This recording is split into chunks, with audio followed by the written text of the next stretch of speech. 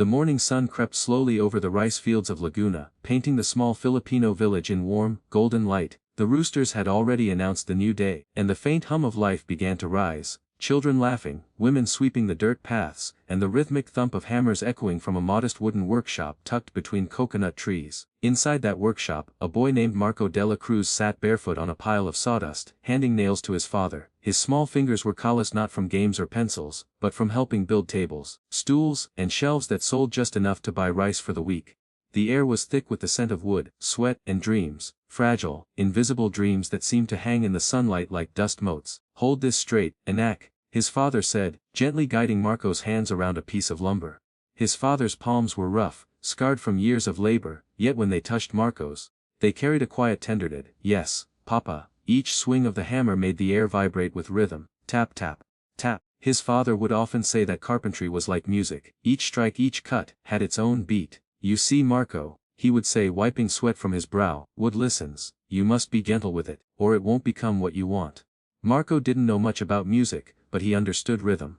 The pounding of the hammer, the hum of crickets, the faint melody of the radio that always played in the background, they stitched together the soundtrack of his childhood.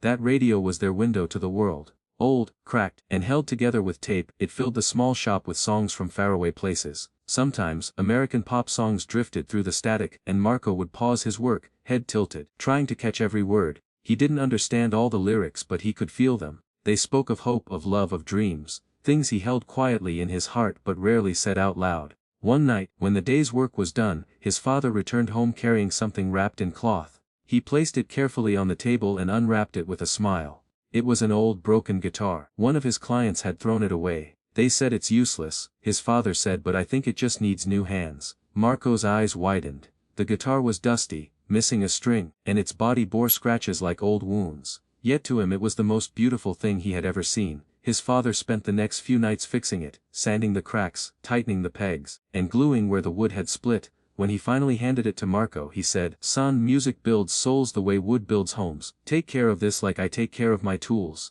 From that night on, Marco's world changed. After dinner, he would sit outside their little hut, the guitar resting on his lap. Under the flickering glow of a single candle, he taught himself to play by ear, mimicking the songs from the radio. His fingers bled at first, the steel strings biting into his skin, but he didn't mind. Each chord he learned was a small victory, each note a step closer to something bigger. Something beyond the boundaries of their tiny village. Sometimes, neighbors would gather outside, smiling as they listened to the boy with the old guitar. Children danced barefoot in the dirt, and old men hummed along with their eyes closed. "You'll be famous one day, Marco," someone shouted once. He only laughed shyly and looked at his father. His father just smiled, pride shining in his tired eyes. But the truth was, Marco did dream of something more. He dreamed of standing on a real stage, of singing for thousands, of showing his father that their little world of sawdust and songs could touch hearts far away.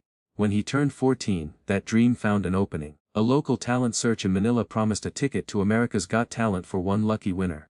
The entire village pitched in to help. The barber lent him a clean shirt, the store owner gave him coins for the bus, and his father borrowed an old cell phone to film the audition clip.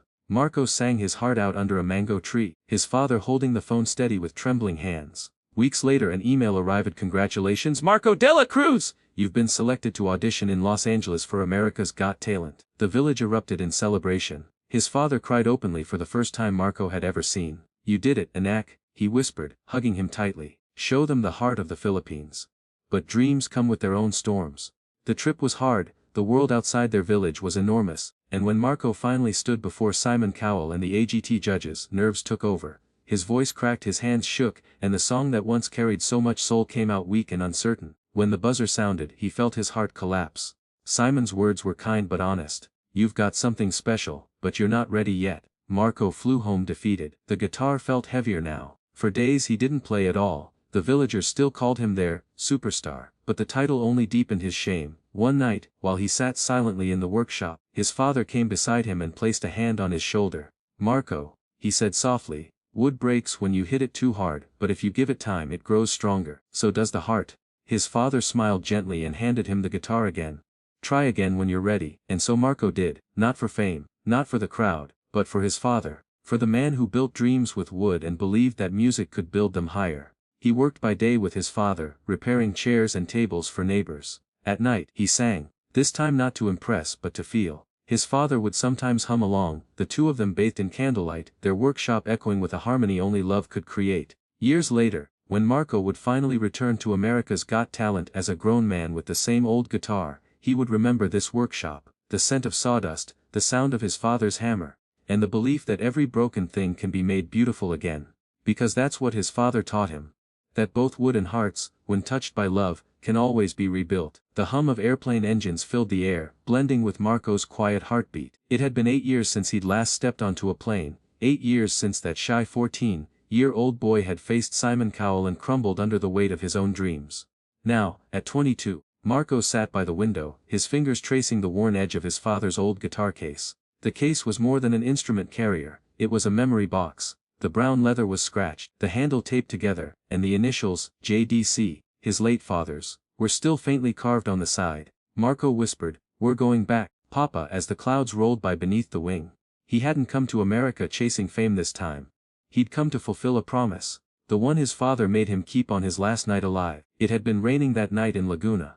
The storm had knocked out the electricity, and Marco and his father had huddled in their workshop, fixing a chair by candlelight. His father's cough was worsening, deep and rasping, but he waved off Marco's worry. "Don't look at me like that," his father joked, forcing a smile. "The rain's just jealous I'm louder than it." But Marco could see the truth. The illness had been eating at him for months. When his father finally lay down, he said, almost in a whisper, "If ever you sing again, Anak, sing for something real. Don't sing to win, sing to heal." Marco had nodded, though he didn't yet understand the depth of those words. 3 days later, his father was gone. Now, walking through Los Angeles International Airport, Marco carried his old backpack, a single suitcase, and the same guitar his father had repaired with his own hands. His clothes were plain, his shoes scuffed. He looked like any other traveler, except for the quiet determination in his eyes. He didn't have a manager, a fan base, or even proper stage clothes. What he had was a story, and a song written from grief, gratitude and love. When he reached the hotel where the AGT contestants were staying, he saw young performers practicing in the lobby, dancers stretching, magicians rehearsing tricks, singers warming up their voices. He smiled softly, reminded of how nervous he'd once been. This time, he carried something stronger than nervous peace. A producer recognized his name on the list. "Wait, you're that Marco Dela Cruz, right? The kid who auditioned years ago." Marco nodded shyly. "Yes, ma'am, I was just a boy back then." She smiled kindly. "Well, welcome back. Simon's gonna remember you." The next morning, Marco stood backstage, heart thudding like a drum. The sound of the cheering crowd leaked through the curtains. Waves of excitement and anticipation that filled the entire auditorium. He clutched the guitar close to his chest, whispering a prayer in Tagalog under his breath. When his name was announced, the lights dimmed.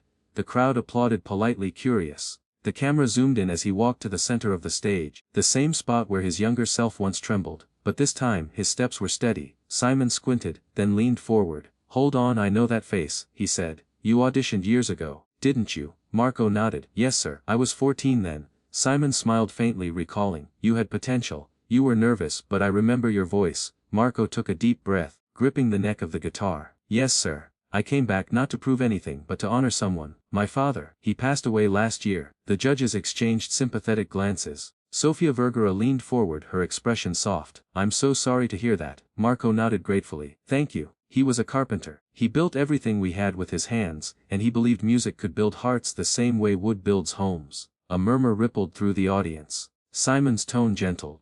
"What will you be singing for us today?" Marco's voice trembled slightly, but his eyes were calm.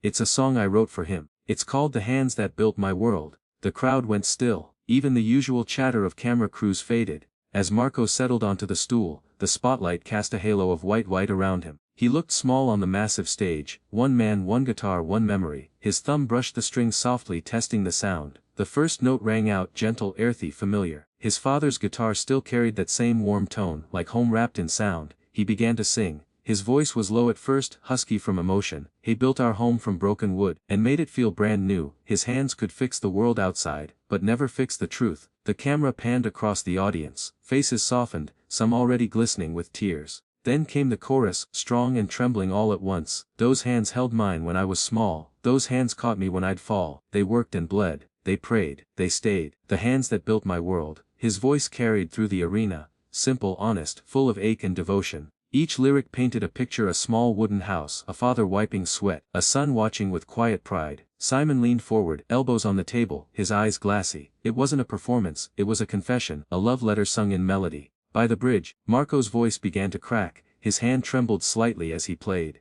The lights dimmed softer, focusing just on him and the guitar, as if the whole world had narrowed to this one moment. He's gone now, but when I sing, I hear the sound of his old strings, and if heaven has a workshop there, I know he's building dreams for me. When the final chord rang out, it was followed by silence, the kind that says something sacred just happened here. Then, slowly the audience began to rise, applause thundered, people wiped their eyes, even the camera crew stopped filming for a heartbeat, lost in the spell. Marco exhaled shakily, tears slipping down his face. He looked up toward the lights, whispering, "That was for you, Papa." Simon sat back in his chair, visibly moved. He didn't speak right away. He took a deep breath, his voice husky when he finally said, "Marco, that was extraordinary." As Marco walked offstage, trembling with relief, he caught sight of a small boy standing backstage, holding a ukulele, waiting for his turn. The boy looked nervous, eyes wide. Marco smiled at him. "You'll do great," he said softly. "Just sing for someone you love." The boy nodded, clutching his ukulele tighter. Marco stepped outside into the cool night air. The lights of Los Angeles glimmered in the distance, dazzling, endless. He lifted his guitar case and whispered once more, "We did it, Papa. We made it back." And in the faint wind that brushed past him, carrying the scent of pine and ocean, he almost heard it, the familiar voice of his father, saying, "Good job, Anak. You built something beautiful." The air inside the AGT studio felt charged, alive with something deeper than excitement. There was no glitter, no choreography, no flashing colors, just a man, his guitar, and the echo of love carried in every trembling note. Marco sat on the stool, eyes closed, fingers brushing over the strings of the same weathered guitar his father once repaired. The crowd, moments ago roaring with applause, had fallen into reverent silence, as if afraid to breathe and disturb the fragile beauty unfolding onstage. He leaned toward the microphone. "Before I start," he said softly, his Filipino accent coloring each word, "this song, it isn't just for my father. It's for anyone who's ever loved someone who built their world with their hands, their heart, their time. I hope it reminds you of them." A hush spread across the auditorium. Even Simon Cowell, who had seen thousands of performances in his lifetime, sat a little straighter. There was something about this young man, something honest, something pure. Marco took a deep breath and began to play. The first chord resonated like a heartbeat, slow, steady, strong. "He built our home from broken wood, and made it feel brand new." His hands could fix the world outside, but never fix the truth. The guitar's melody was gentle and earthy, like the sound of wind through coconut trees. His voice trembled, rich with sincerity, as if each lyric had been carved from the wood his father once shaped. The big screens behind him lit up, not with flashy effects but with soft sepia-toned images: a pair of weathered hands sanding a chair, a small boy watching from the corner, sawdust dancing in the sunlight. People in the audience began to cry quietly. A mother in the front row squeezed her son's hand. An elderly man nodded with closed eyes, mouthing the lyrics as though he understood them without needing to know the words. "Those hands held mine when I was small, those hands caught me when I'd fall. They worked and bled, they prayed, they stayed, the hands that built my world." Marco's voice rose and broke in just the right places, not from technique but from truth. Each note shimmered with grief and gratitude intertwined. By the second verse, the cameras captured Simon leaning forward, elbows on the table, eyes glistening. It wasn't the kind of song made for television. It was too raw, too simple, but it reached a part of the heart that no amount of production could imitate. Marco continued, his voice softening like a whisper to heaven. When times were hard, he'd hum a tune. While patching holes beneath the moon, he'd say, "Son, don't chase the gold or fame, just keep the goodness in your name." As he sang, images flashed across the screen of a small workshop, sunlight streaming through the cracks, and a boy sitting cross-legged beside his father, an image eerily close to Marco's real life. Tears spilled freely down his face now, glinting under the lights. But he didn't stop. He played through the tremors in his hands, through the tightness in his chest. This wasn't just a performance. It was a promise kept. The bridge came like a breaking wave. "He's gone now, but when I sing, I hear the sound of his old strings, and if heaven has a workshop there, I know he's building dreams for me." His voice cracked on the final word, "me."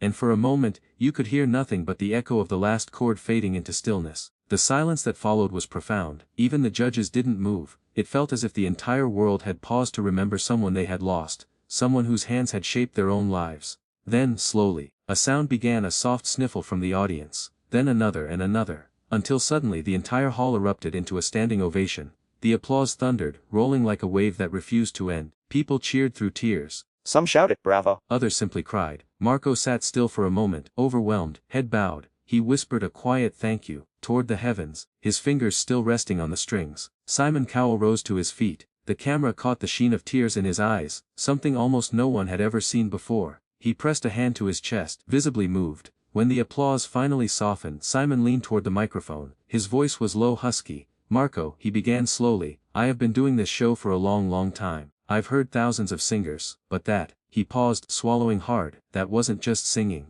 That was storytelling. That was love. The crowd cheered again, softer this time. In agreement, Simon continued, his voice breaking slightly. You reminded me of my own father tonight. He was a simple man too, and when you sang about yours, he stopped, blinking fast.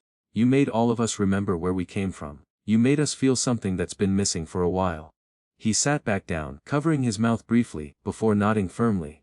That was, in every way, perfect. Sofia Vergara wiped her eyes, smiling through tears. I felt your heart in every word, she said. It wasn't a performance, it was a prayer. Heidi Klum added, I think your father must be smiling right now, somewhere up there, proud as can be. And Howie Mandel, always known for his humor, leaned closer to his mic and said softly, you didn't just build a song, Marco. You built a bridge, from your heart to ours. The audience applauded again, even louder this time. Marco stood, tears streaming down his face, holding the guitar close like a piece of his father. He tried to speak but emotion stole his words. He managed a choked whisper. Thank you, I just wanted the world to know my father's hands still build something. Even now. That was when Simon pressed the golden buzzer. The moment the gold confetti exploded from the ceiling, Marco fell to his knees, covering his face as tears burst forth. The crowd screamed, the music swelled, and for a few seconds the entire stage glittered with golden rain. He clutched his guitar and looked upward, laughing and crying at once. We did it, Papa, he whispered. We finally built it. Simon stood again, clapping slowly, the emotion still raw in his expression. He walked onto the stage, something he rarely did, and shook Marco's hand. You deserve this, he said quietly. Your dad would be very proud. Marco nodded, unable to speak. All he could do was smile through the tears, overwhelmed by the warmth of thousands of strangers who now felt like family. Later, backstage, Marco sat in the dim light, confetti still stuck in his hair. He looked down at his guitar, the old, cracked one that had traveled from a small wooden hut in Laguna to the biggest stage in the world. He strummed it gently, humming the chorus again under his breath. The sound was softer now, intimate. Those hands held mine when I was small. Those hands caught me when I'd fall. A crew member passed by and whispered, you made Simon Cowell cry. That's history, man. Marco smiled faintly, shaking his head. No, he said, eyes glimmering. That was my father. He's still building hearts. And as he lifted the guitar one last time that night, he knew, this wasn't just a song. It was a legacy. The workshop his father built was gone, but something new had risen in its place, a song that would live forever, carried in every heart it had touched. The sound of the golden buzzer still rang in the air, like thunder made of light. The stage glimmered under a snowfall of gold confetti, each piece catching the spotlights as it spiraled down. Marco remained on his knees, trembling, overwhelmed by everything he'd just lived through. He could barely see through the tears. The roar of the crowd was deafening, but inside his chest, all he heard was his father's voice, soft, steady and proud. Good job, Anak. You built something beautiful. Simon Cowell, still standing at the judges' table, slowly made his way onto the stage. It wasn't something he often did. The audience noticed, and the cheers softened into an expectant hush. Simon's footsteps echoed across the stage floor, each one deliberate, each one heavy with emotion. Marco wiped his eyes quickly, trying to compose himself. He still held the guitar tightly, his knuckles pale around its neck. The lights reflected off the instrument's old varnish, making it glow like something sacred. When Simon finally reached him, he didn't speak at first. He just looked at Marco, really looked. His face, usually guarded, was open and raw. Then he knelt down so that he was at eye level with the young man. Marco. Simon began, his voice quiet but steady. Do you have any idea what you just did? Marco shook his head wordlessly, tears still tracing down his cheeks. Simon gave a small, shaky smile. You made this whole place remember something we've all forgotten. The audience fell silent again, hanging on every word. When I started this show, Simon continued, I wanted to find talent, but along the way I think we began to chase spectacle, things that make people shout or gasp. What you just gave us. He paused, his voice faltering slightly, wasn't about fame, it wasn't about perfection. It was about truth. Simon took a deep breath, looking briefly down at the guitar. I lost my father a few years ago, he said softly. And I never really got to tell him how much I admired him. He worked hard all his life to give us opportunities he never had. Listening to your song tonight, he stopped, pressing a hand to his chest. It felt like I heard his voice again. Through you. Gasps rippled through the audience. Even the camera operator blinked back tears. Marco's lips parted trembling. He wanted to say something, but no words came. His throat felt tight with emotion. Simon placed a hand on Marco's shoulder. "I think your dad and mine would have gotten along," he said with a faint, watery smile. "Two fathers who believed that love wasn't something you said, it was something you built." Marco finally managed a soft whisper. "My father always said that, sir, that real love is built with hands that serve, not just words." Simon nodded slowly. He was right. "And tonight, you didn't just sing a song, you built a home in every heart here." The crowd erupted again, this time, not in wild cheers, but in applause that felt reverent, grateful. The kind of applause that comes from people who've been moved in a way they'll never forget. Simon stepped back, letting Marco stand. The two shared a look, one of mutual understanding that needed no translation. For a brief moment the stage lights seemed softer, almost golden in their warmth. As the show cut to a commercial break, Marco stepped offstage with trembling hands. Backstage was a blur of people, producers congratulating him, crew members hugging him, camera operators giving him thumbs up, yet everything felt distant, muted. He stood there clutching his guitar, still trying to breathe through the flood of emotion. Simon appeared a few minutes later, away from the cameras now. His tone was gentler, his British composure slightly cracked. "Marco," he said quietly, "that wasn't just television, that was something sacred." Marco smiled faintly, eyes still glistening. "Thank you, sir. I didn't want to just sing. I wanted to make people remember the people who built them." Simon nodded. "You did. You reminded us that the greatest stories are the simplest ones, the ones told from love." He paused, then asked softly, "What did your father do again?" "He was a carpenter," Marco said proudly. "He fixed everything. Even people." Simon chuckled softly, looking down. "I believe that. You know, my dad wasn't far from that either. He was in the music business, but he worked like a craftsman. He taught me that what matters isn't what the world thinks of you. It's whether you give it something honest." Marco smiled. "My papa said the same thing. If what you build is true, it will." Simon's eyes softened again. He extended his hand and said, "Then your father raised a wise man."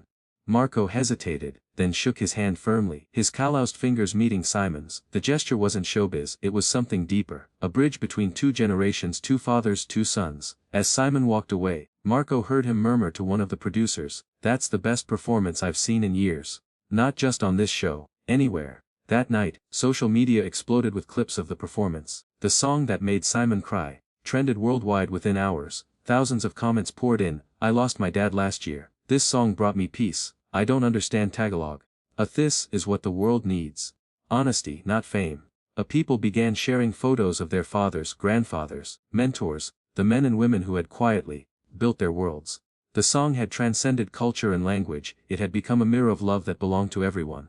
Meanwhile, Marco sat alone in his small hotel room, scrolling through the comments with wet eyes. But what touched him most wasn't the praise, it was a single message that read, "Your father must be smiling in heaven tonight." He closed his phone, pressing it against his chest. "He is," he whispered. "He always is." A few days later, Marco returned to the AGT stage for a follow-up interview.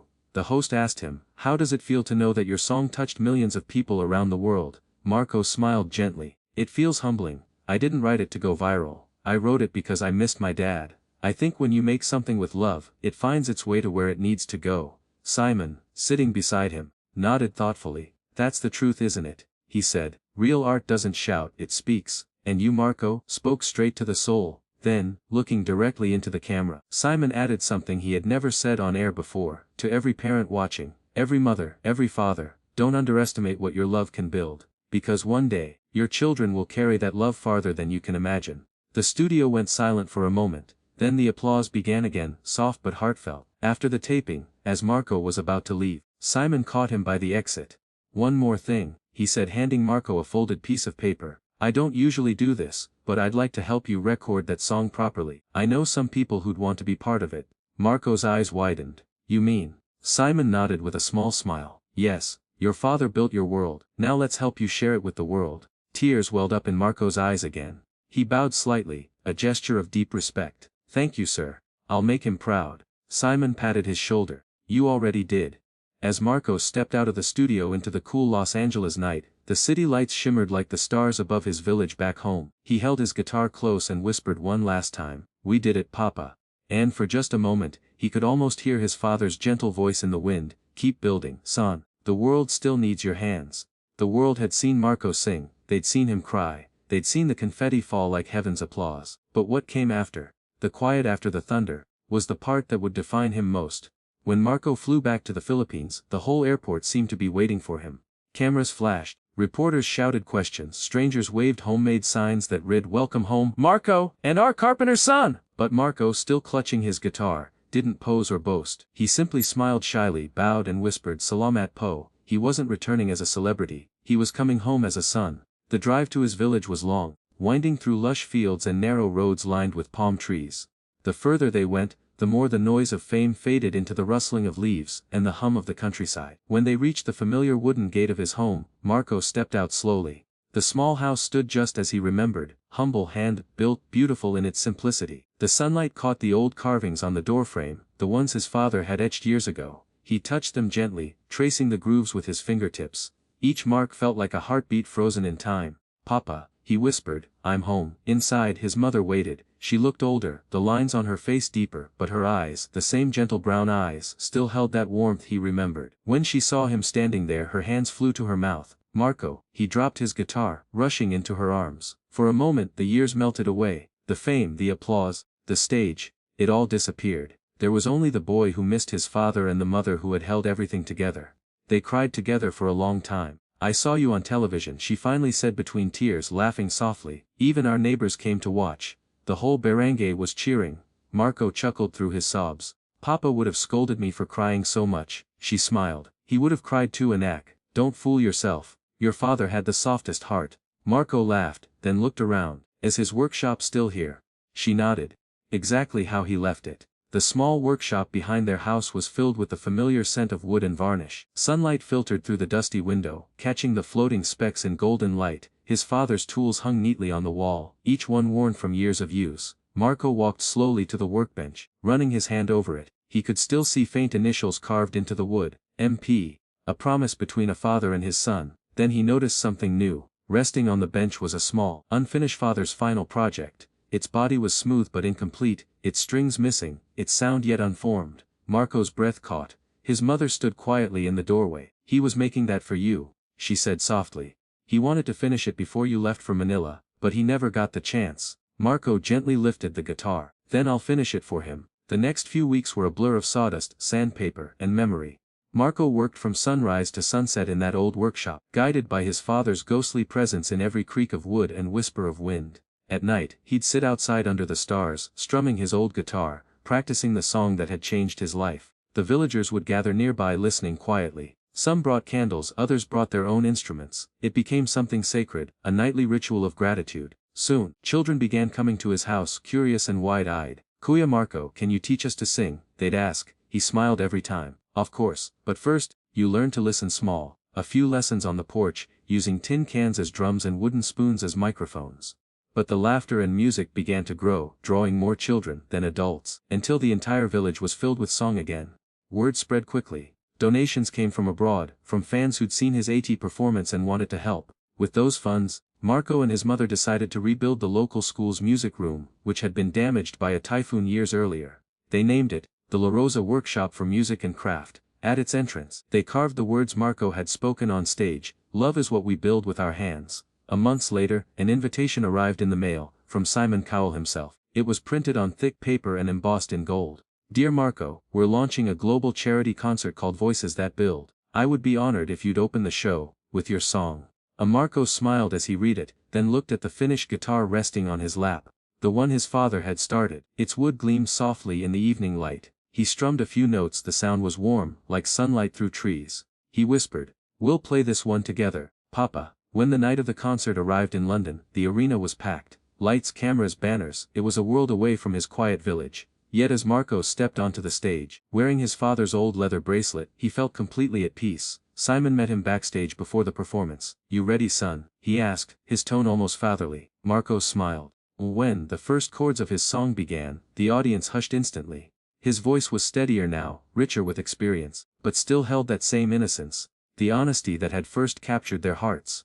Halfway through the song, a video played on the big screen behind him, clips of him and his father in their workshop, the village children learning music, and his mother smiling proudly. The words, "Love is what we build," glowed in golden letters. By the time the last note faded, the entire arena was standing. Tears glistened in countless eyes, even Simon was clapping with his head bowed, visibly moved. Marco looked up, whispered, "That was for you, Papa." And somehow, in that vast, echoing silence, he felt it, the presence of his father, gentle and proud. A year later, Marco's foundation had built 10 small, music workshops, across rural communities in the Philippines, places where children could learn to sing, build instruments, and tell their stories through art. He called it the Carpenter's Song Project. One day while teaching a little boy to strum a chord, the child asked, "Kuya Marco, why do you smile every time you play?" Marco chuckled. "Because I'm never playing alone," he said softly. "Every time I sing, I can feel my father's hands guiding mine." The boy looked up curiously. "Even if he's in heaven?" Marco nodded.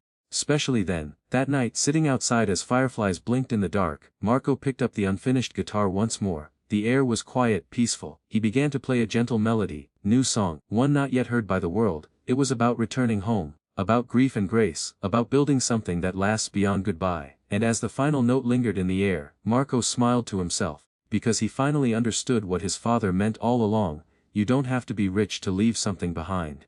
You just have to love deeply enough that it echoes in the hearts of others. And that night, under the starlit Philippine sky, the echo of that love played on, soft, endless, eternal.